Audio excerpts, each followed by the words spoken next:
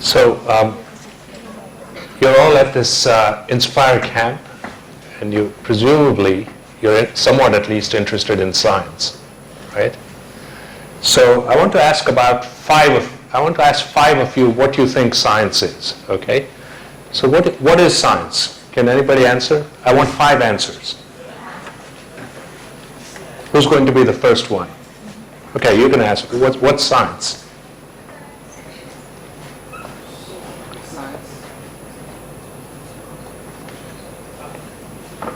Science is the thing which can explain which explains everything, because because generally when we talk, then we talk in terms of science. So I think the science is the basic language. Okay. Yeah, you? So science is the answer to every question. It can science can answer each and every type of question. Science is a form of knowledge.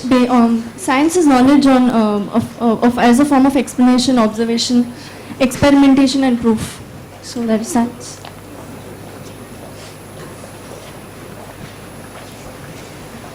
Science is a methodology of studying stuff. It's basically a method of verifying stuff. Very good. So at least I think the last 2 of you got somewhere close to the thing about science. So I'd like you to write down these 2 books, okay? But in particular, you should Google this guy, Ben Goldacre, okay? Because he has a very nice blog which talks about, all sorts of bogus and irrational things that go on in the name of science, okay? Now, how many of you are excited about the Indian space program, the Mars mission? Okay, so the Mars mission from India was such a big news item that it was reported in the New York Times, okay, which is the best known newspaper in the US and possibly in the world, okay? And so I started reading this, and I was a little bit shocked, because here are these people looking at, a solar eclipse in Lucknow, and it started talking about, beliefs in India, okay? And let's go through these opening things to the Mars mission. And why was it that an article on Mars started by saying, if you want to marry in India and are looking for a bride or groom, normally you need to consult an astrologer to learn whether the position of the planet Mars is favorable on your birth chart, okay? Why should this have anything to do with the space mission? Well, the reason is in the second paragraph. It says even some employers have been trying this as well, matching their horoscopes with those of their prospective employees. Companies are also comparing horoscopes with their clients, okay? Why is this in this article on the space mission? It's because of this.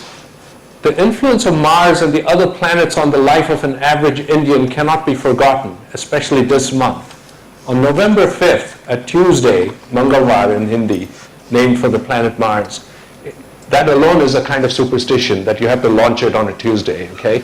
But it said India launched its first mission to the red planet.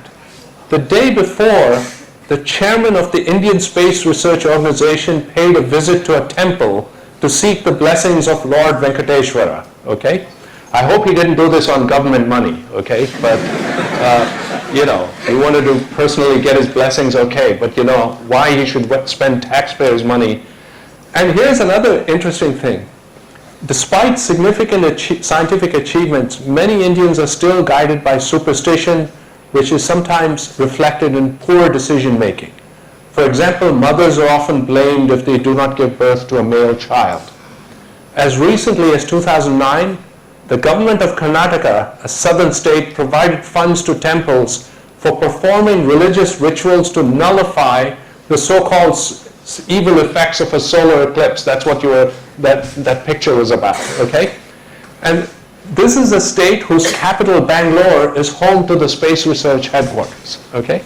So this is the kind of situation prevailing in society, okay? And if you're budding young scientists, you have to learn the difference between what is science and what is non-science, which is also nonsense, okay?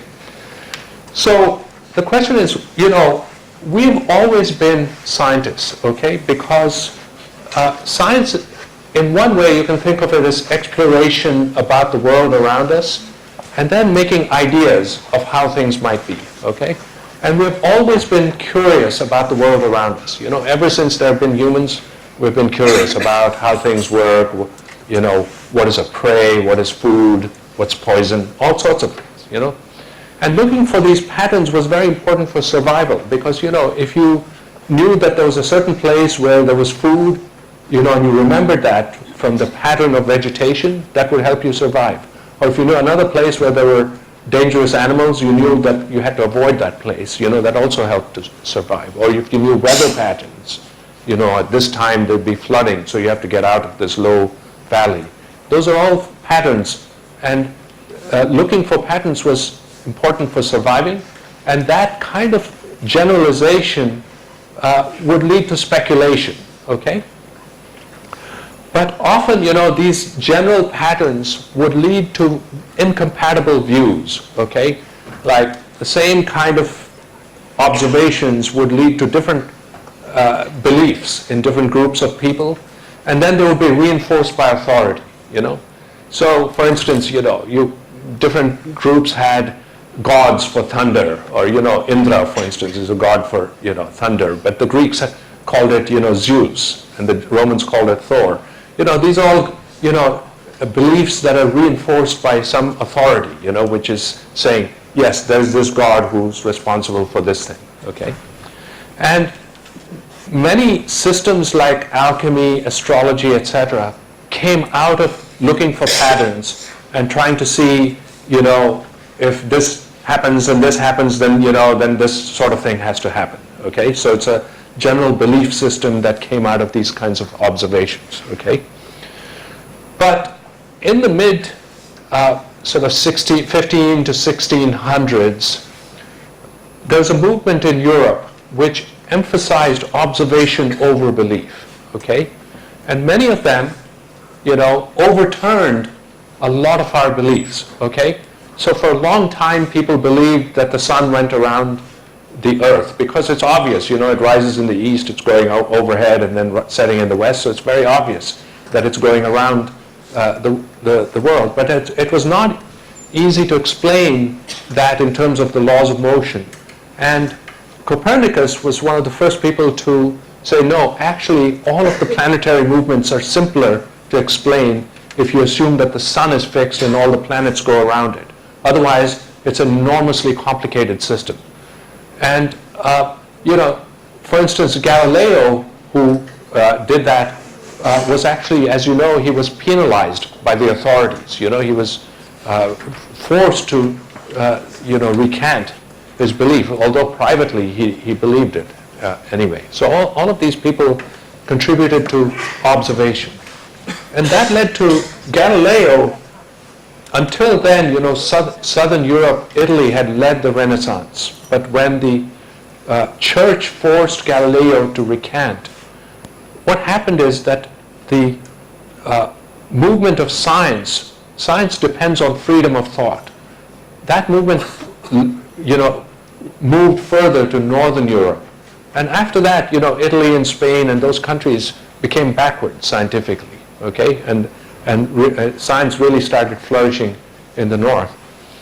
And this was partly responsible because of the Reformation. The Reformation was a movement against the authority of a single church, okay, in Europe.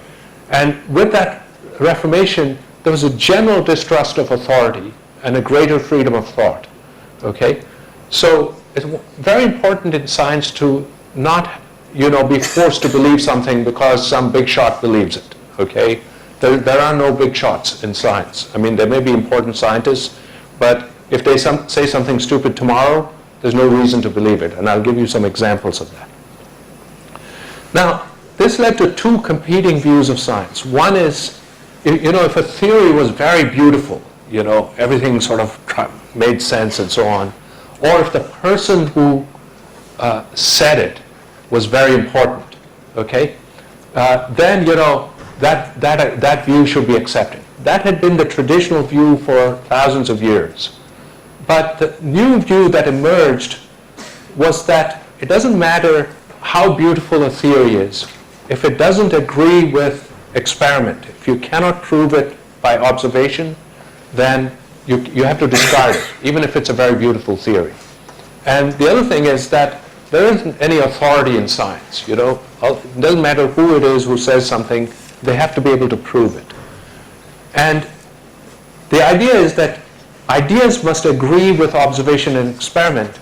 And if you have new ideas, the ideas have to predict something that you can actually test, okay? So this kind of view was really the basis of the Royal Society. And the Royal Society is one of the oldest scientific organizations in the world. And in fact, because India is a member of the Commonwealth, many, world-famous Indian scientists are fellows of the Royal Society. And most recently, Vijay Raghavan, who was the former director of NCBS, was elected a fellow of the Royal Society. So they were founded in 1660, and this is the old building, and this is the current building today, which used to be the former German embassy during Hitler's time. But when the war broke out, the British government took over this building, and then now it's the headquarters of the Royal Society. But anyway, they said that they wanted to promote knowledge of the natural world through observation and experiment, which we now call science. So that really is the modern definition of science, and I think two of you got very close to that idea, which is you want to understand the natural world through observation and experiment, and forming hypotheses and driving the thing. So the idea is you want to clearly favor experiment over ideas. Let me just see what is something wrong here.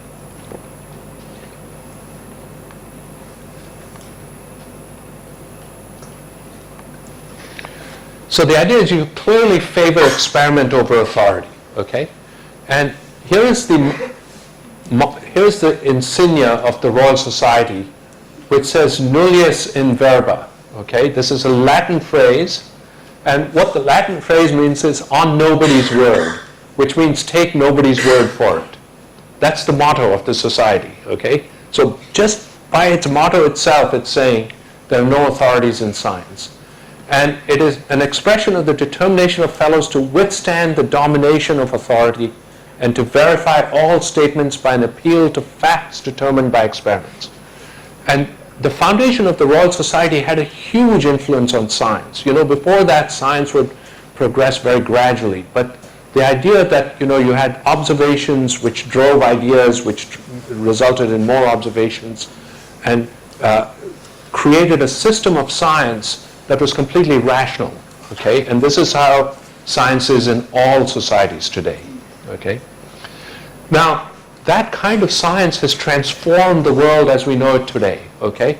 By focusing on observation, experiments, and hypotheses, there's an explosion. I mean, people have been scientists for centuries, but the knowledge was very random. Some of it was true, some of it wasn't, some of it was just completely bogus. But once you decided on a method on how you should do science, there was an explosion. So if you look at science, the more scientific knowledge has been accumulated between 1660 and now than in all of the previous history of humans. And it actually predates the Industrial Revolution. We think of the Industrial Revolution as having made modern life possible. But actually 1660 is before the Industrial Revolution. And it's also Newton's laws of motion, Galileo, all of that came before the Industrial Revolution.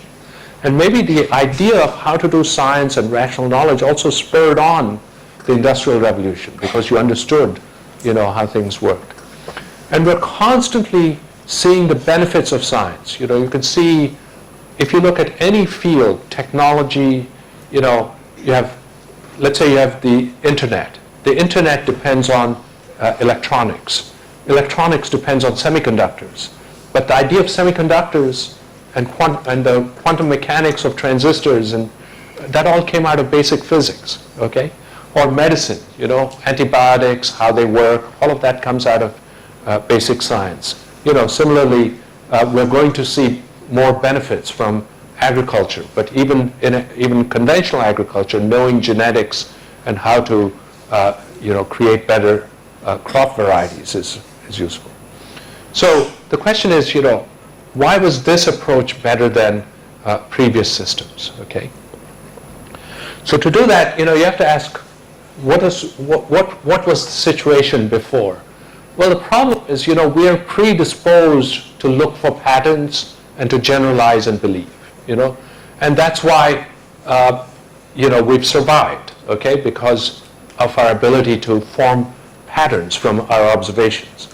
But the problem is that it's hard to separate cause from coincidence. If you, and this always leads to superstition. If you do certain things and something bad happens, then you associate that act with the bad occurrence, and somehow you're confusing the two effects, but they may have nothing to do with each other. Okay, so but you can see why it would have had a benefit in our past, because, for instance, if you get sick from eating a plant, okay, or if you go to some area and you experience danger, and you form a pattern that, okay, this plant is no good, okay, and or I shouldn't go there because there's danger, or if I go to this place at this time of the year, then you have terrible weather, so I'm not going to go there, okay, or you have floods. So those things are, you form patterns from just experience, but those patterns may or may not be true. That plant may have nothing to do with why you got sick. Maybe you got infected by something else. You drank some water that was contaminated. But it's always safer to, people in the evolutionary past, it was safe to form patterns because, you wanted to be careful, There may not have been much harm in not eating that plant. But if it was dangerous, then it would have been beneficial. So it was a safe option, okay? The other thing is language. Language allows spread of beliefs, and for children don't know enough to whether something is true or not. But believing what their parents tell them or elders tell them has a survival advantage. You tell your kid, don't cross the street, without making sure there's no traffic. That the child, or don't eat this plant, or don't wash your hands before when you come home. Those are all, the child may or may not know about the basis for that, but believing itself has a survival advantage. But the problem is that once you form beliefs, they're hard to eradicate, okay? Because we then, get used to believing certain things, and then we don't want to change our beliefs. In fact, scientists also have a hard time changing their beliefs, once they have formed a hypothesis. For example, many societies believe that you can offer prayers or dance to create rain, okay? Because we all want, in ancient times, drought was a serious problem because you could starve, if you didn't have rainfall.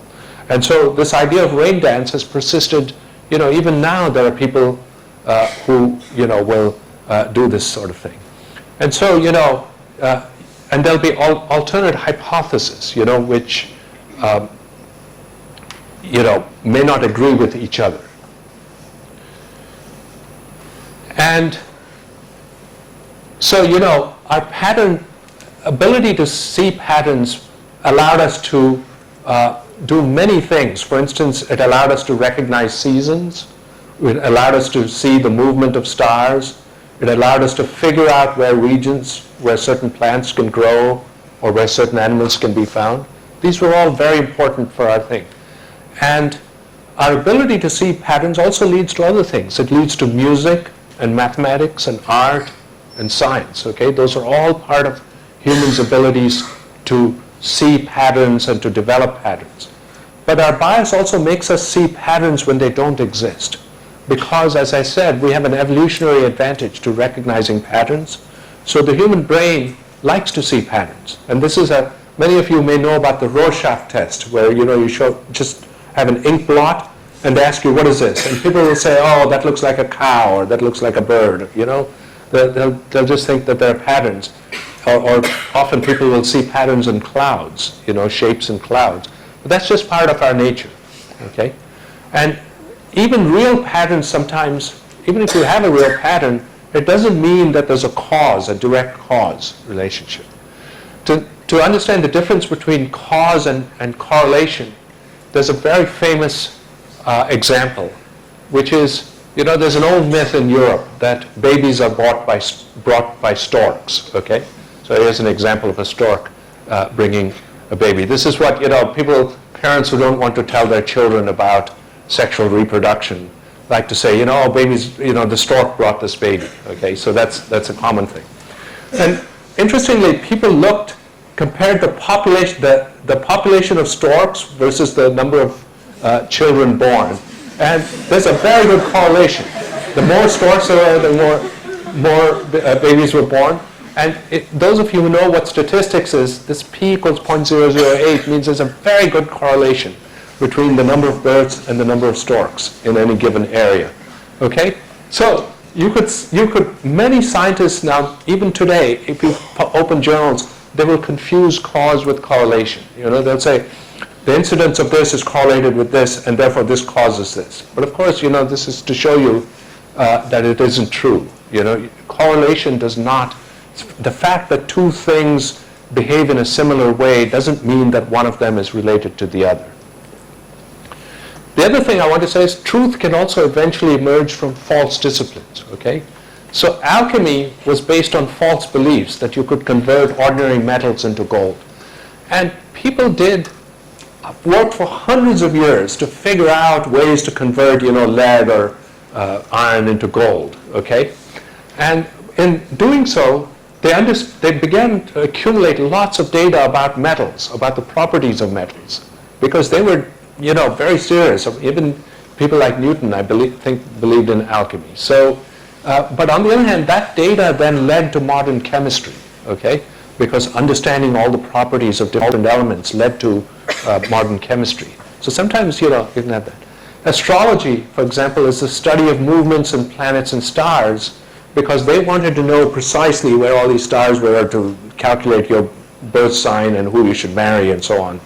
But, which is all bogus. But on the other hand, the study of the movement of stars led to astronomy. That led to an understanding of gravitational laws. That led to understanding of physics, So, all of them had terrific impact. So even though these two are bogus, they existed for centuries, but their transformation required the advent of the scientific method. But here's the interesting thing. Astrology still exists, and it's stuck in the past because they have a system of rules that were developed 2,000 years ago, okay? And they still keep on saying those rules are right, and we're going to do this calculation and do all that. But, and there's no progress in astrology because it's not a science. On the other hand, if you take a look at astronomy, it's made huge, exciting discoveries. The existence of galaxies, black holes, how the universe may have began, what the planets are composed of. So you can see how astronomy has taken off because it's a science, and astrology is just stuck because it has no thing. So part of the scientific method involves protecting us from our worst instincts. And this is Odysseus. He's a hero of the Odyssey, which is by a Greek. It's like, the Greek Mahabharata, the Odyssey. And he had to go through a narrow strait in which there were these sirens. Now these sirens would, as shown here, they were these female temptresses. And they would sing these beautiful songs, and anyone who heard the song would go insane and would drive their ship into the shore, and then these sirens would capture them, okay? And now Odysseus wanted to hear the song, but he obviously didn't want to be be trapped by them. So what he did was he plugged his sailors' ears with wax so that they would not hear the song. And he told them they had to keep rowing straight, no matter what. And no matter what he said, they were to not listen to him until they had gone past the strait. And then he had them tie himself up. So this way he was able to hear the siren song, which was supposed to be very beautiful, but not have the bad consequences, okay? So this is an example of where he has constrained himself in order to protect himself from his worst instincts, because his worst instincts would have been to give in to the sirens, okay? And that's one of the things that science does. So the scientific method protects us from the danger of false beliefs, because humans, as I told you, are inclined to believe things. We're inclined to form patterns. We're inclined to believe things. And we have also egos and superstitions. Even scientists have can be superstitious in their personal life, but if they're good scientists, they won't let it affect their professional life. And so the method requires us to test the ideas by experiment and protect us from false beliefs. Another thing is, unlike every other thing, you know, whether you take all these things like astrology or even many aspects of religion, science is self-correcting. In other words, if it admits that you can be wrong, okay? None of those other disciplines admit that they can be wrong. But in science, it's not bad to be wrong, but the only thing that's bad is to deliberately falsify. That is to say you've got data when you don't, or to change the nature of your data. That's considered an absolute no-no in science. And certainly in the West, if we discover that, that person usually has to leave science. But on the other hand, it's not at all bad to be wrong. We're all wrong, and most of us have been wrong at least once, often several times in our life. But the nice thing about science is it's self-correcting, okay? So you'll see a lot of advertisements from all these alternative people, you know, like new treatment, this, that, and the other, you know, based on all sorts of mumbo jumbo, and they'll all use very scientific sounding terms like positive energy and inner energy, you know, and all sorts of things, you know, to promote their, you know, whatever it is they're selling you. But the point is, they're not science simply because they use science-sounding words, okay? No system that doesn't incorporate proper testing, criticism from peers, because only those people who are in a similar field have the expertise to find out what you might have done wrong, okay? So I'll give you some examples of that, where a perfectly good scientist did something totally stupid when they were doing something outside their field, okay? And other checks of modern science, only those things can be scientific. It doesn't matter what scientific jargon is used, if you don't meet these criteria, it's not science, okay? So I'm going to give you now some examples. This is thermonuclear fusion, okay? This happens in the sun, and this is why we're alive, because the sun provides energy that's used by plants to fix, you know, light energy into a chemical energy, and that's how we can all survive. And that happens when you have fusion of nuclei and, you know, with a release of a huge amount of energy, okay? So you have deuterium and tritium forming helium, emitting a neutron, and huge amounts of energy. So it's a source of all energy emitted by sun, and hence of all life. It's also the basis for the hydrogen bomb, okay? But it requires very high temperatures and pressures. So the sun has under enormous temperature and pressure. And in a hydrogen bomb, you actually have to create an atomic bomb that brings very, very high temperatures and high pressure for the fusion reaction to occur. But in 1989, these two scientists, Fleischmann and Pons, said that they had discovered fusion at ordinary temperature, at room temperature, okay? Now, they did this by electrolysis of heavy water, and they said more energy was coming out than they were putting in by, in the form of electricity. The amount of heat generated was bigger than the amount of electricity consumed. And so they said the only solution to this is that they've discovered how to fuse deuterium molecules at room temperature, okay? Now the thing is, both of them were established scientists. They were not nuclear physicists, that's the point. But both of them were very famous electrochemists. In fact, Fleischmann was a fellow of the Royal Society, okay? The same Royal Society that I told you, you know, was responsible for modern hypothesis-driven science. He was a fellow of that.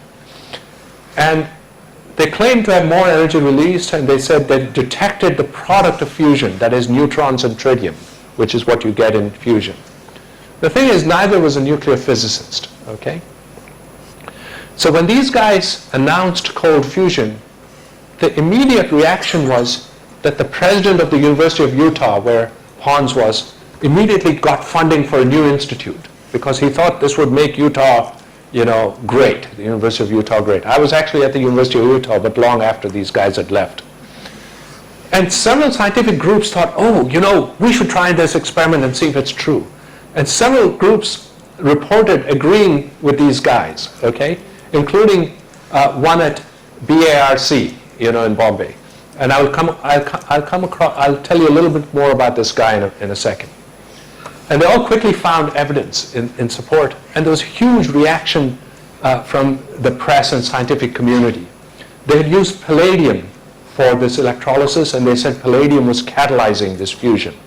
And the stock price of the consumer price of palladium rose by about a few 100%. Okay, suddenly there was almost no palladium available in the world.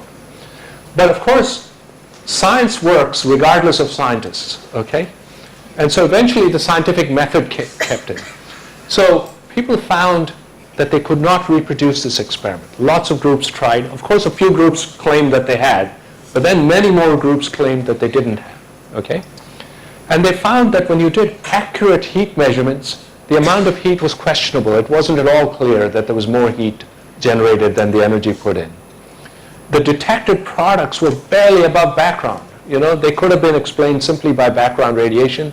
Even normal water has very, very low contamination of tritium. No control experiments were formed, okay?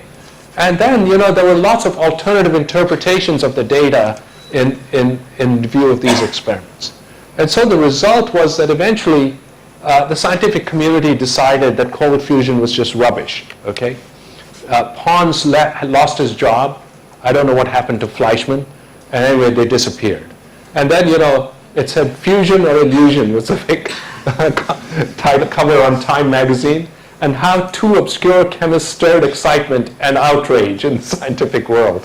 Okay, because people were outraged that these guys had not bothered to publish in peer-reviewed journals properly and just announced, to newspapers that they'd done this. Okay. There's more examples. I'll come back to cold fusion in a second because I want to tell you how people react to these things. So recently, now I gave this talk 2 years ago, and at that time there was an example from CERN which said that neutrinos could travel faster than light. Okay? Now, if you can travel faster than light, it would overturn everything we knew about physics because, Einstein's theory of relativity says you can't go faster than light. Okay? And this would have overturned everything we knew about physics, and it led to all kinds of speculation that, maybe we can, do time travel. You can have time going in reverse. All kinds of fantasies, okay? And I said in 2011 that this was unlikely to be true, and only a few months after I gave that talk, these scientists had found that actually it was a measurement error, because of a tiny difference, in few tiny fractions of a second in calibration, okay? Here's another example, vitamin C. All of you know about vitamin C, okay? But very few people know what it actually does. So this is ascorbic acid, and this is, proline, okay? Oh, sorry, this is hydroxyproline, and this is proline.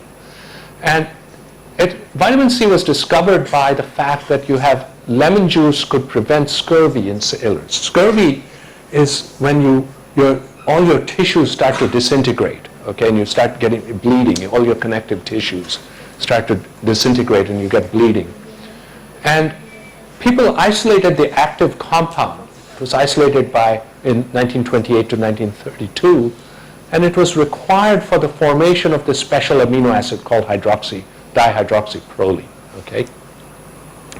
Now, what is the use of proline and of hydroxyproline, and why is it causing scurvy? Well, I don't know how many of you can recognize this guy, but he was one of the great Indian biophysicists who died around 2001.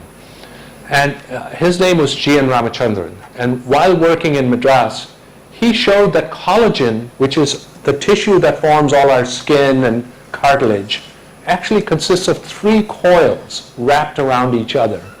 And the triple helix of collagen was only possible because of hydroxyproline, because hydroxyproline was making contacts that allowed these 3 strands to stay stable together. And so if you didn't have hydroxyproline, then these strands either would disintegrate, they wouldn't form properly. Okay, so that explains why vitamin C is required for scurvy, to prevent scurvy. Now, along came Linus Pauling. Many of you may know Linus Pauling because he was one of the greatest chemists of all time.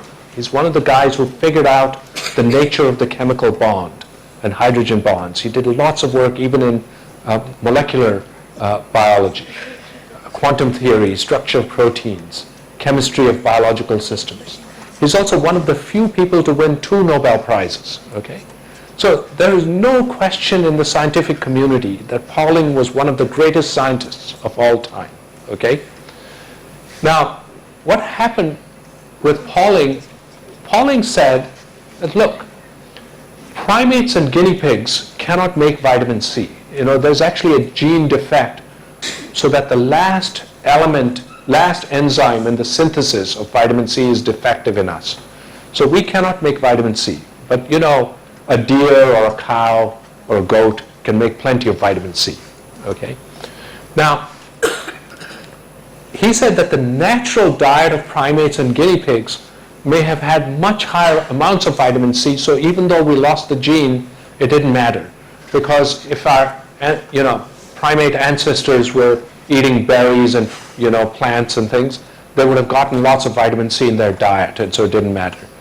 But he said that, look, now today in our modern diet, where we're eating processed cooked food and not so many fresh fruits and so on, maybe we're not getting enough vitamin C. Okay? But then, so he said that may be responsible for all kinds of things. And so he said maybe his first hypothesis was that vitamin C helps us fight against viruses like the common cold.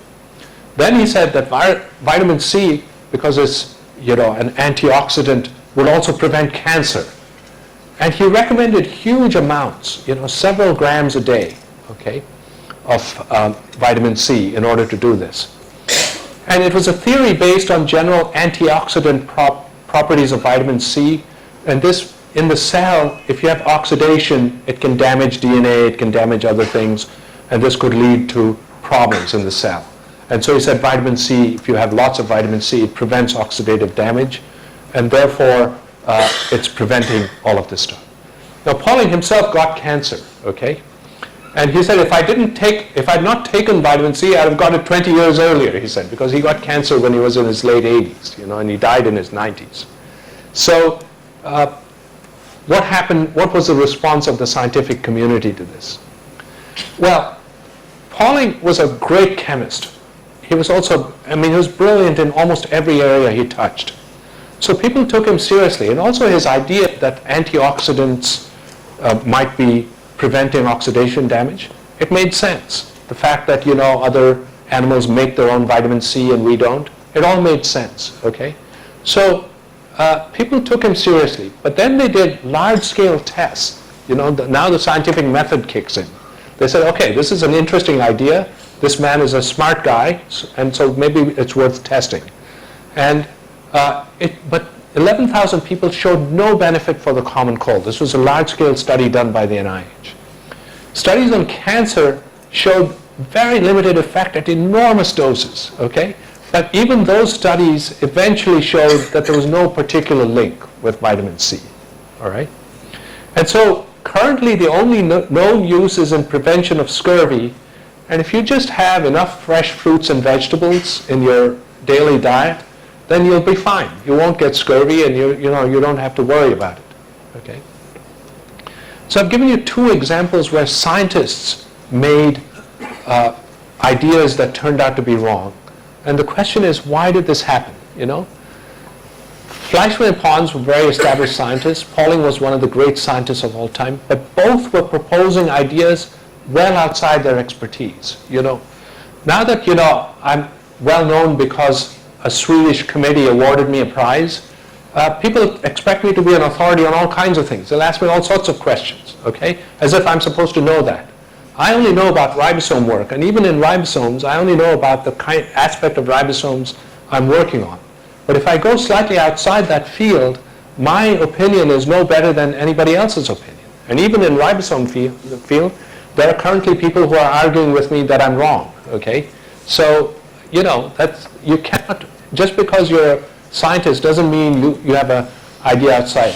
The other thing is they didn't publish their work in proper journals. In a proper journal, when you send a paper, experts look at it. They see what could be wrong with it, whether it can be, whether it's, justified by the experiments or not.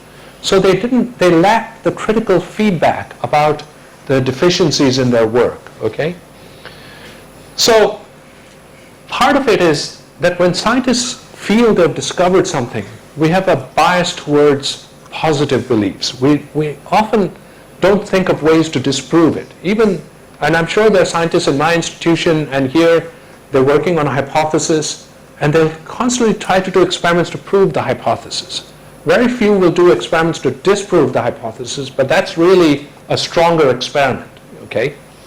So for instance,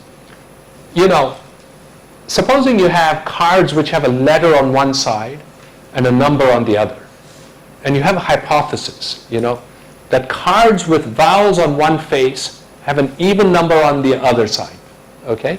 So if you have a vowel on one side, then it's guaranteed that you have an even number on the other side, okay? That's the hypothesis. Now, let's say you have 4 cards which show A, B, 2, and 3, okay? So which card would you flip over in order to test the hypothesis? Does anyone want to answer?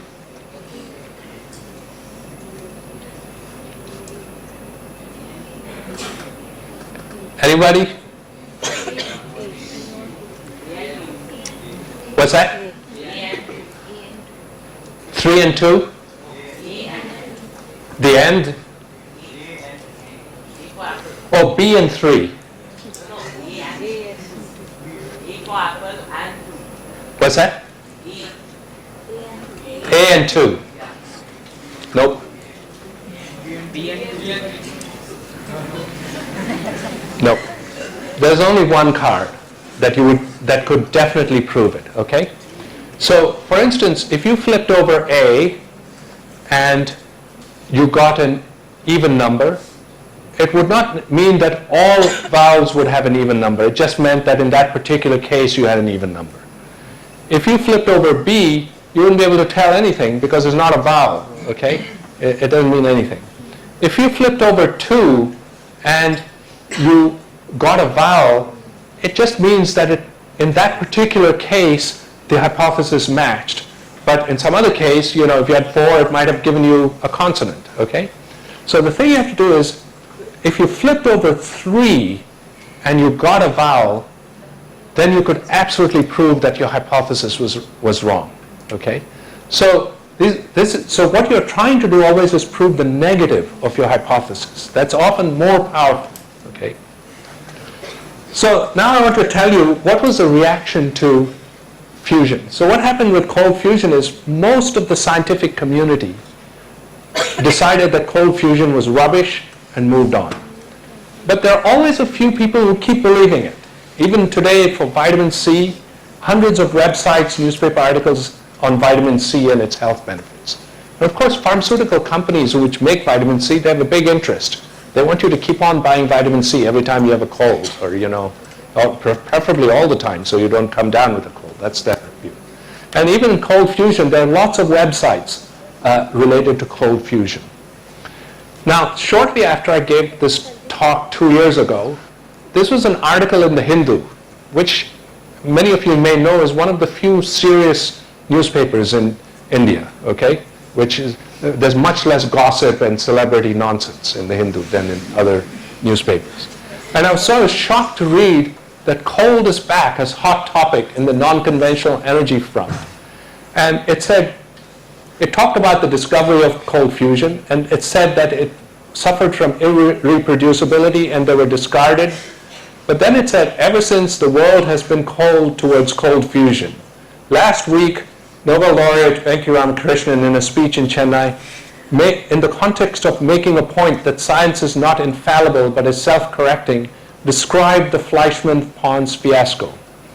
However, another Nobel laureate, Brian Josephson, responded to the report in an email saying, the self-correcting processes of science ultimately confirmed initial controversial claims, and even though, so he was saying that the scientific community was wrong and the original guys were right, okay? So I wrote to this man, the journalist, and I said, I'm not in the habit of writing to random journalists in India, but then I said, look, you have to create a balanced report. And balance in science doesn't mean giving equal weight to all possible opinions. It's not like, a debate between, BJP and Congress, and then you have to give equal time. But, in science, if you have one guy who's sort of a crackpot and another guy who's, and then the whole community has got lots of evidence against it, you have to weigh it accordingly. And the problem with this guy, this Rossi, is he's consistently refused to allow neutral. This is a guy who claims he has a cold fusion machine. And in 2011, 2 years ago, he said, in 6 months my machine will be ready. Okay, and that's when this journalist reported it. And of course I knew it was nonsense. And now we are 2 years away, and of course there's no machine. Okay, this guy is going to go on getting money from whoever he can trick into investing in it. But he's not going to produce a machine because it's nonsense. So, what are the tip-offs? He would not allow any neutral parties to test his device, even as a black box, that is, just to calculate energy going in and energy being released. He wouldn't allow anybody to test it. So there's no knowledge. And now this guy, Brian Josephson, the problem with Brian Josephson is he won the Nobel Prize for something he did as a graduate student in his 20s. Now, when you win a Nobel Prize when you're that young, what happens is you get paralyzed. You feel you have to do something else equally great. But the chance of you doing something equally great in one life are very, very small. Most of us are lucky to do one great thing, and the chance of doing two is just ridiculously small. So he wasn't happy doing, more mainstream science. So he got into all kinds of weird ideas like, crackpot ideas like telepathy, and cold fusion. He wanted Trinity College to heat its rooms with cold fusion, and everybody just laughed at him. And so there are a few Nobel Prizes who get the prize when very young, and then it paralyzes them from doing anything else. This is another guy, Kary Mullis. He discovered PCR when he was fairly young, and has done nothing since. He's done all sorts of crackpot ideas. Here's another thing. This is from the guy who did that experiment at BARC to verify cold fusion. So he was really furious, angry when he saw my talk reported in Chennai, and he wrote me an email. He said, cold fusion has gone commercial, referring to this Rossi device. And again he says that the Rossi reactor breakthrough at the end, so this Rossi reactor was going to appear 2 years ago, okay? And then he says, in capital letters, which is the equivalent of shouting, as you know, please do not make disparaging remarks on a field of which you have not kept yourself abreast. Thank you, Srinivasan, okay? So this was my reply, okay? So, this thing he said, kindly take the trouble to see what your fellow Nobel laureate and physicist from Cambridge has to see on the latest breakthrough in cold fusion. And he gives me this YouTube link, okay? So this was my reply. I said, I'm aware of Brian Josephson's current standing in physics, not what he got the prize for 40 years ago, but what people think of him now. And I said, moreover, had you come to my talk, you would have learned that I pointed out that in science, Planck said was that science works in spite of scientists. He said a scientific truth doesn't triumph usually by convincing its opponents. But what happens is the opponents eventually die, okay? So the people who, hang on to the old beliefs, they usually die. And then a new generation grows up that's familiar with new ideas, and they judge the evidence more objectively. So scientists are also human, but science is self-correcting, okay? So the question is, why do we feel the need to believe even when there is evidence against it, okay? So there are many reasons. We might fear illness or death. Most people don't want to get sick or die, and so if we believe something will help us, we hang on to that belief. The other thing is lack of control in our lives. If we believe something will help us through life, then that's a very powerful thing to give up. Because when you give it up, you have to face uncertainty, okay? So, and then, the other thing is even some scientists can be superstitious, in aspects of their life, including sometimes even in their work. There are people who won't start an experiment on a certain day, because once they started it on that day and it didn't work, okay? And so because of our imprinting, we do that, okay? So let's talk about medicine and how this affects it. So if you look at medicine, people have had some form of medicine for a long time, okay? We've had Ayurveda, we've had Chinese medicine, we've had all sorts of, empirical medicine. But these are empirical. They're not systematically, there's no sort of scientific logic into how they work. We just know, okay, if you take this, then you feel better. If you take ginger, and you have a stomach upset, makes you feel better, okay? But modern medicine became, when it became scientific and evidence-based, then modern medicine dramatically started to change things. For example, germ theory of disease, that came out of modern medicine. Before that, people had no idea what caused disease, okay? And once you knew that disease was caused by germs, it led to an understanding of human physiology, biochemistry, all sorts of things. It doubled life expectancy in a century. So since medicine became scientific, life expectancy, which was pretty similar all through, many, many hundreds of years, suddenly life expectancy doubled, okay? And many diseases have been totally eradicated. Smallpox, now recently polio. These have been around for centuries, okay? But because of modern medicine, they've been completely eradicated. So all these people who talk about how bad modern medicine is and all these side effects, etc., ask them, if modern medicine is so bad, how come we live twice as long now after modern medicine? How come there are all these diseases that have been wiped out, okay? And there are many new procedures, drugs, and vaccines. But of course, modern medicine is not perfect, but it is self-correcting. So medicines are often discarded. Often a medicine will be introduced, and then people will find out that it has dangerous problems with it, or that it isn't working as well. And then it will be taken off the market. In no other system before were things taken off because they didn't work.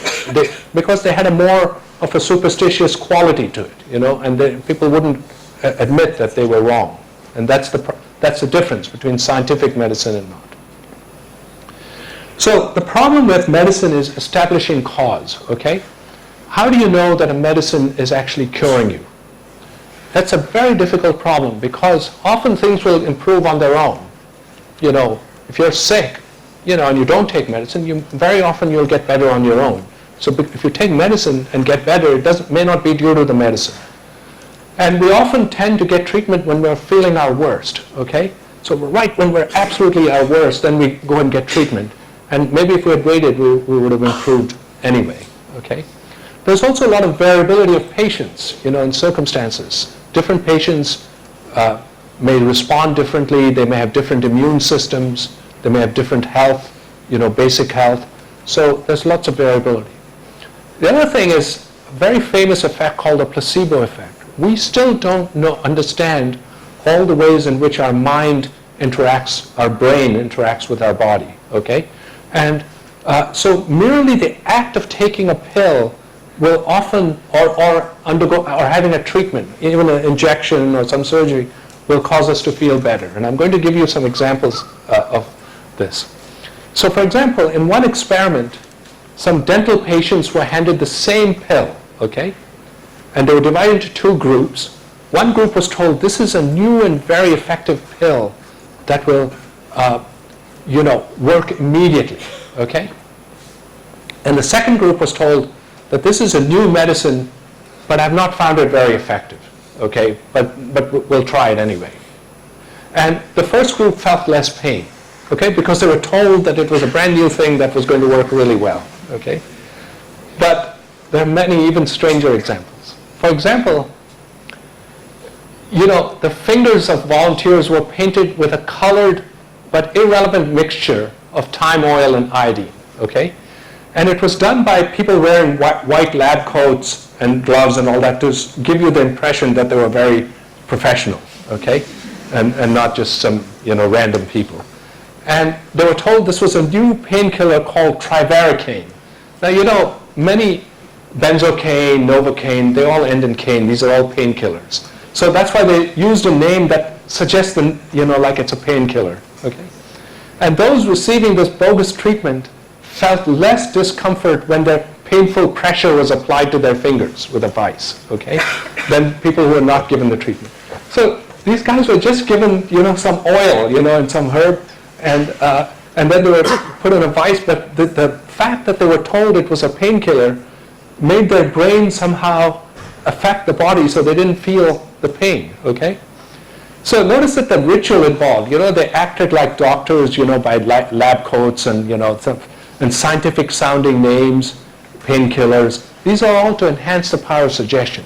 And every day if you read these bogus ads in newspapers for this miracle remedy or that, you'll see all these things. They'll use very scientific sounding names and, they'll have some authority. So some guy in a lab coat will tell you, this is great, okay? Here are some even weirder examples. Keyhole surgery, which is for the knee. I'm supposed to have one when I go back. They found that for many cases, they would do a mock surgery. That is, they would make an incision, but they wouldn't actually do the surgery. But the patient would think that they had done the surgery because of the incision. And those patients without the surgery also started feeling better. Their knee pain started getting better and so on, okay? If you had fake ultrasound, they said that ultrasound might be effective for pain. They did fake ultrasound, and they also did that.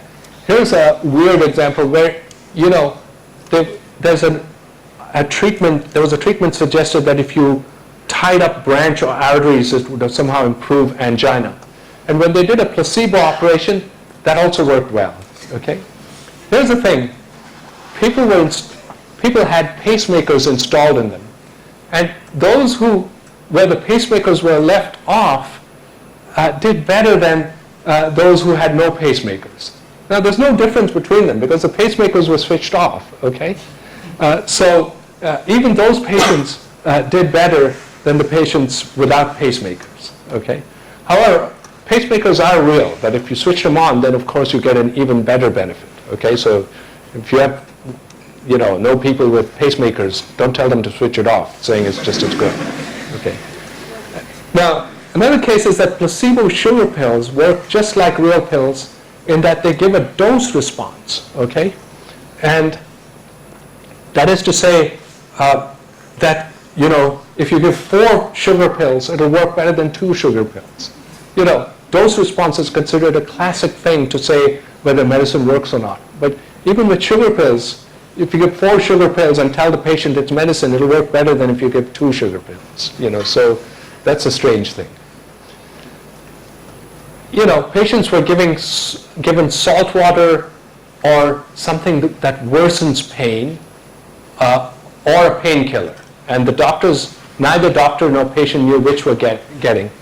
In the first group, the doctors were told all 3 possibilities. In the second group, they were not told about the painkiller. And the first group experienced less pain. Now, patients were not told in any case, but only the doctors were told.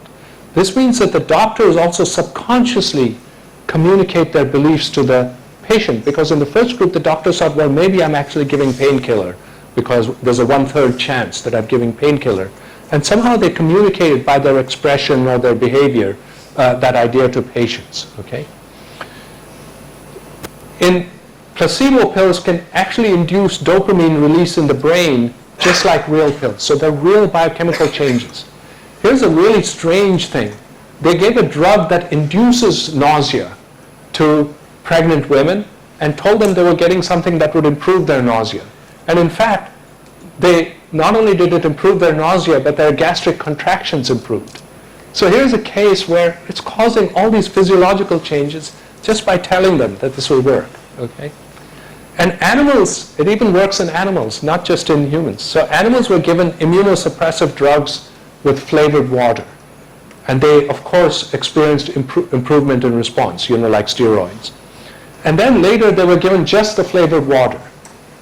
And because in the past they had had a good reaction with suppressive drugs, even with the flavored water, they experienced the same improvement in their condition. And these are all cases where you don't know what's happening, but here's a case where the patients were even told that what you're getting is nothing. So for instance, in Johns Hopkins, they gave patients who were suffering nervous anxiety, they said, we will give you a sugar pill, and some patients have found this effective. Now the patients knew they were getting a sugar pill, and yet they were given these sugar capsules with sugar in a capsule in a bottle labeled Johns Hopkins Hospital. Now this is a very famous medical school. So again, the patients improved even though they were told they were getting sugar pills, okay? So you have to subconsciously, communicating beliefs is a problem, So you see, doctors can subconsciously communicate beliefs, and this also is why confident doctors generally have better outcomes. If a doctor is too honest and says, look, there's a 50% chance you're going to live because of this treatment, etc., that will affect the outcome. But if the doctor says, don't worry, we're giving you the best treatment possible, and I'm really hopeful, okay? Then, the patient also feels, some confidence, and those people have better outcomes, okay? And there's also the importance of ritual, You go to a hospital, if somebody comes to you in jeans and a t-shirt, you may not be too impressed. But if they come to you in a suit with a white lab coat and everything, you feel, oh, this guy is really important. They know what they're doing. So when you have new drugs, how would you then distinguish between this sort of thing by sugar pills or suggestion from knowing whether a new medicine is actually effective? So what is double blinding? Neither the doctor nor the patient should know what they're getting, okay? So that means both are completely random. There's a third party that distributes to the doctors on a random basis, and then the patient should not be chosen in any particular order, because what happens is sometimes your subconscious bias says, oh, this is a good patient for the medicine, and this is somebody who should be given the control. So you're subconsciously creating two classes. But instead, what you have to do is choose all the group that's fit for the trial, and then on a random basis, by tossing a coin, you assign patients to one group or the other. This whole procedure is called randomized clinical trials. But even there, you can do cheating, okay? And that sort of cheating used to go on until governments changed the rules for clinical trials. For example, pharmaceutical companies would do lots of clinical trials in separate groups. And then there'll be a variation. Some groups will show some effect, some groups won't show effect. If you combine them all, they wouldn't show any effect. But they would just choose the ones that show an effect, because they've spent millions of dollars on this medicine and they want to, get it through the clinical trials, okay? The other is they would analyze subpopulations. So if, they would say, oh, this is very effective in women aged 50 to 60, but that might be just by chance in their population, but it's not really true. Another is they would stop the trial as soon as they start seeing an effect. If they had continued, maybe they would have seen no effect, and they would, stop it. And finally, they would only publish positive trials so that doctors who would read medical journals would say, oh yeah, this drug seems to be really good, I should try it on my patients, and that's how they would cheat. But a lot of that is now, going away. So meta-analysis involves combining all the multiple trials so that you have more data and better statistics. And for instance, certain kinds of women could benefit from steroids because they would have, autoimmune reactions and things. And individual trials showed no reduction in deaths of premature babies, okay, for these women. But when they did the meta-analysis, they showed that in fact you could reduce the risk of death to by 30 to 50%. So even though the data were available separately, because they hadn't been combined, unnecessarily many babies died for a period of 8 years until they realized what was happening. And you can Google this. It's called the Cochrane Collaboration, which does systematic analysis of lots and lots of different treatments, including alternative medicine and so on. So here are two belief systems, okay? One is homeopathy. Now many people are under the impression that homeopathy is some Indian form of medicine. Actually, homeopathy has nothing to do with India. It was first proposed by a German doctor, Heinemann, in the 19th century, okay? And here's an amusing thing. If you Googled Ramakrishnan before October 2009, the top hit was this homeopathic doctor who said he was an advisor to the President of India at the time, okay? Now, it depends on a belief system that has absolutely no basis in chemistry or biology. There is absolutely no basis for homeopathy in our current understanding of chemistry or biology, okay? And the way homeopathy works is you have to take something and dilute it, and the dilution is such that there's less than one molecule of the so-called active ingredient in your vial, okay, or in your sugar pill. So it's impossible that this molecule could actually have any effect, okay? And because there's much more of that anything, let's say arsenic, that's a common compound used in homeopathy, and they dilute it and dilute it and dilute it until there's less than one molecule of arsenic, okay? Well, I can tell you, the water you drink, whether it's this bottled water or, tap water, it's going to have much more than one molecule of arsenic, okay? Because there are trace minerals in, every water that you find. So it just doesn't make any sense, okay? And so it depends on all this elaborate ritual, like tapping the vials in a particular way and so on. What does tapping the vial mean? All these molecules are moving around, thermally in a liquid, okay? But if you tap them, it's not going to do anything, that you wouldn't do otherwise. So it's complete nonsense, but it survives because, people are desperate, if they go to a doctor and they're still not being cured and so on, they go, to these other people, and very often it'll work. But it doesn't work because of their medicine, but it works because the power of suggestion, our brain, is so strong that when we want to believe something, it'll have effects, in the body.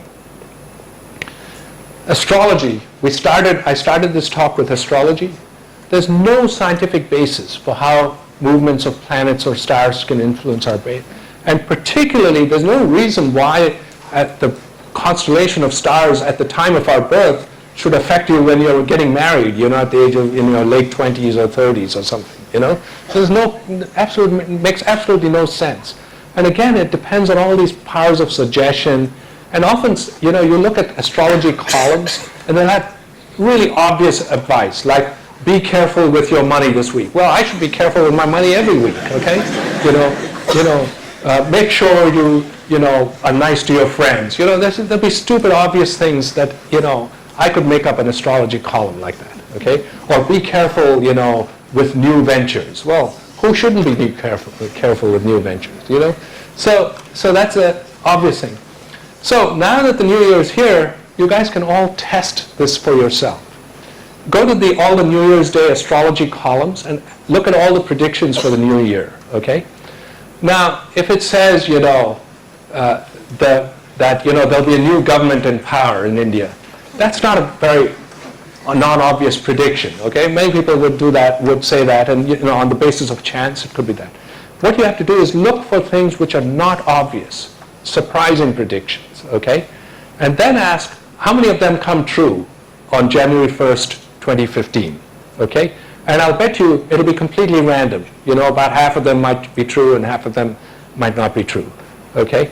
So that's the thing you should do. Now here's an example, recent meaning 2 years old. It says, my neighbor, a homeopath and cosmic research scientist. What does cosmic research mean? It has no meaning, okay? I mean, you can be a cosmologist, all right, which is studying the origin of the universe, but there's no such thing as cosmic research. Made 3 predictions in my life. I never attached weight to his predictions till all 3 came true by the end of this week. Hence I commenced my journey towards learning this astrology, this science, which is homeopath. So first of all, they connected the homeopathy with the cosmic research. They may have nothing to do with each other. And just because he made 3 predictions about one thing, they were willing to believe this guy about everything. And those 3 predictions were completely probably by chance. It says, nobody can change the destiny of a person, which also you should question. But with the correct use of astrology, we surely can provide some relief and reduce the worries in life. It's extremely beneficial for the students who consult me about the subjects they should opt for higher studies, which will be most beneficial for their career. I advise people to do good karma and do not leave everything on fate. Well, first they say do not leave everything on fate. Then they say nobody can change the destiny of a person. There's a big contradiction in this paragraph, okay? So if you say do not leave everything to fate, it means you can change your destiny by doing things, and that's how you should look on life. And advising people to do good karma, well, whether you believe in astrology or not, I advise all of you to do good things, okay, as students and just as human beings. So it shows you the kind of nonsense. Here's somebody who is consulted by people when they're building a house, what the orientation of the house should be, okay? And said that no single home will have the same effect on every family that resides there. So they're saying that depending on the owner, the orientation of the house should be different because of the owner's birth sign, okay? They say, avoid advising structural changes and believing in balancing the positive and negative energies of the place by using colors, water bodies, and plants. This meaning, positive and negative energies, has absolutely no meaning in science, okay? If you go to a physics class and understand what energy is, applying it here to color and water bodies and plants, it's just nonsense, okay? And then, on a more general note, it's always advisable to improve the entrance of your house by keeping it clean and well lit. You don't need astrology to say that you should keep the entrance to your house clean and well lit, okay? It's well lit so you don't have, spiders and snakes and stuff in there, and you can see them. And, and clean, of course, you don't want germs from outside the house, tracked into the house. That's why in India we leave our shoes outside, So, you don't need astrology. And then, they said, people should be sensitive enough to know which corner of their house is negative. For instance, if a tap in your bathroom is posing trouble and with repeated attempts of making it work it still poses a problem, then the bathroom is sending out negative vibrations. Okay? If you identify this negative area, then you can minimize this detrimental energy by using more of yellow color or simply placing a flowing money plant in your home. Okay? This is from major Indian newspapers, okay? This is not from, some random thing. And I would say, if you have these problems, change your plumber, okay?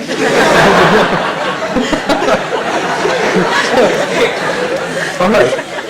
So then the question is, why is it harmless? I mean, people say, okay, even if there's nothing in astrology or homeopathy, what's the harm in them? Why not, give it a shot?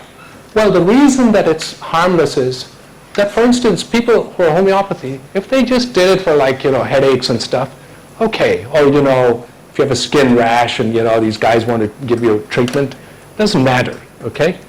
But they advocate it for life-threatening diseases like AIDS, for which there are real effective medicines. So the danger is you will choose an ineffective thing when there are effective remedies available. So that's very bad. Astrology is terrible because, if you just go for just the fun of it, it's no big deal. But, people use astrology to influence serious decisions. And if this happens to people in government, in India, politicians use astrologers. This is a really bad thing because if you know who that person's astrologer is, you could bribe that astrologer and influence the politician's decision, okay? So that's an example where people should be making, in power, should be making decisions based on facts and on logic. They should not be using, making decisions based on what some astrologer says. Who knows what that astrologer has in mind, okay?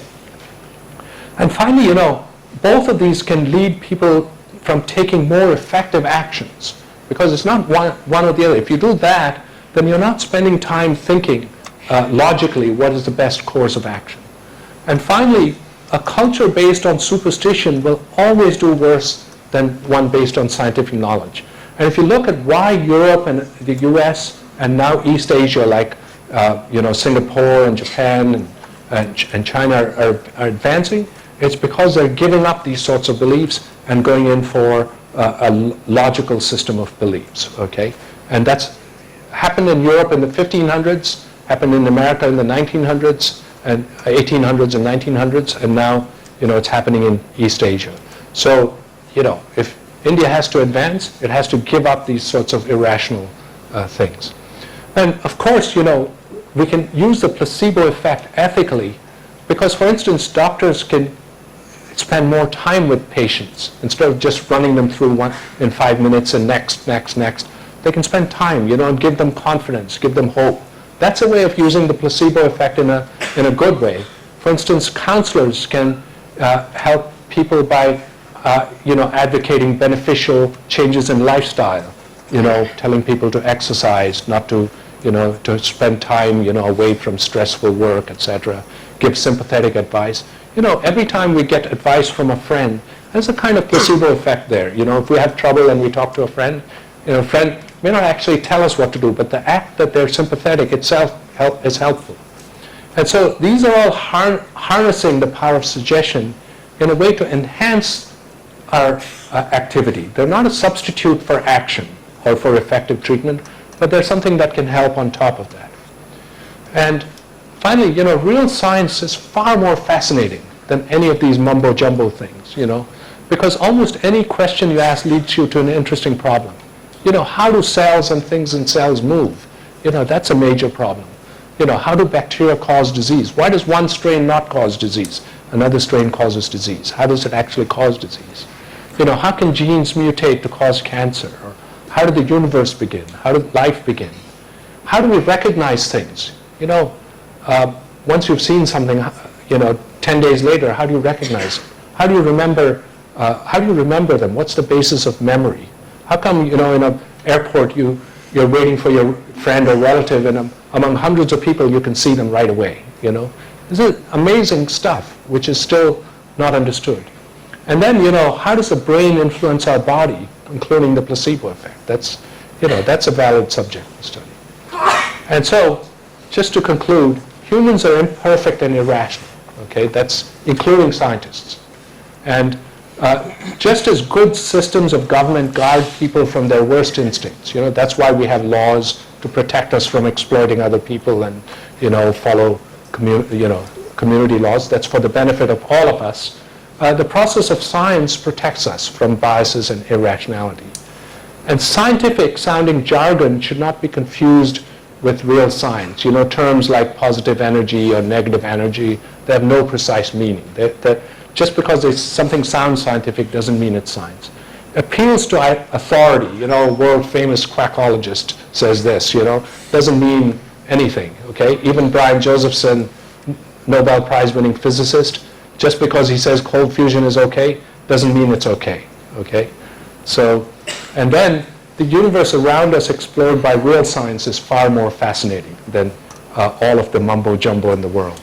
So I hope you've now got some idea of how science developed, what is the methodology of science, and how to tell when something isn't science.